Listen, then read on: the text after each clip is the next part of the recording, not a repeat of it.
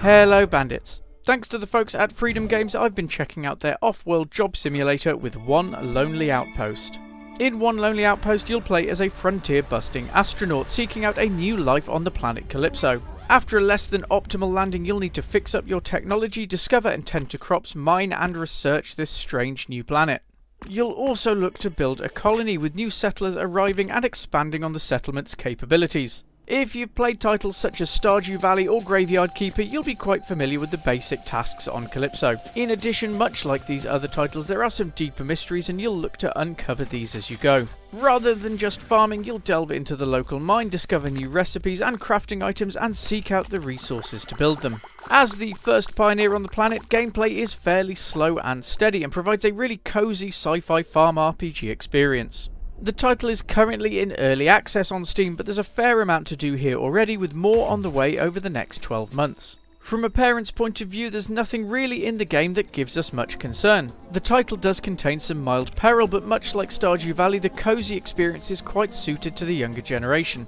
As we expect to see more over the coming months, bear in mind that this could change, but it is one where we'd be shocked to see any realistically worrying content. As sadly, while there are plenty of tutorials that will stick around for reference, there's not much in the way of accessibility tweaks in the game currently. We've even found it impossible to rebind hotkeys for various controls, though it does seem that this is at least in the plans for the game moving forward. Again, we will stress that the title is pre-launch by quite some way, so we are hoping to see improvements to accessibility options in the coming months. With that said, the laid-back and cozy feeling gameplay does mean that you can take your own time to a large extent, with players able to take most of the game at their own pace. And on to the rundown, our 5-point early access rating for One Lonely Outpost. As usual, with the early access nature of the title, we're not giving full and final ratings, and players should expect changes over the next 12 months.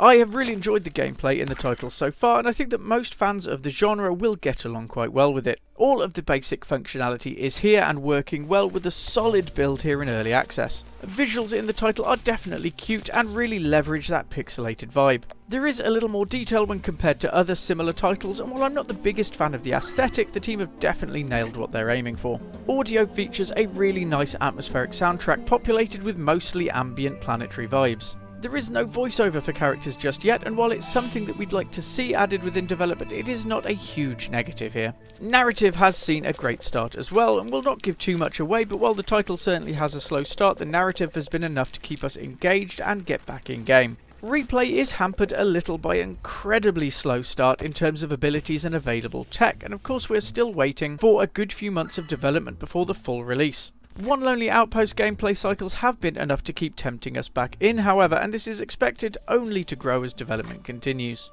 Overall, while we're a long way from release, we definitely think it's worth a look if you're a fan of the genre. One Lonely Outpost is really looking to add a little additional functionality to the standard farming RPG, and we're really excited to see how it progresses as we move towards launch. As ever, to provide our early access review, we received a free copy of One Lonely Outpost from the folks at Freedom Games. And that's all we've got for you today. Check out the extended review at pixelbandits.org for more information on this one. If you found this helpful, a like, comment, share or follow might not cost you anything, but it really goes a long way to helping Pixel Bandits remain ad-free and independent. Either way, we hope to see you again very soon. Thanks for watching.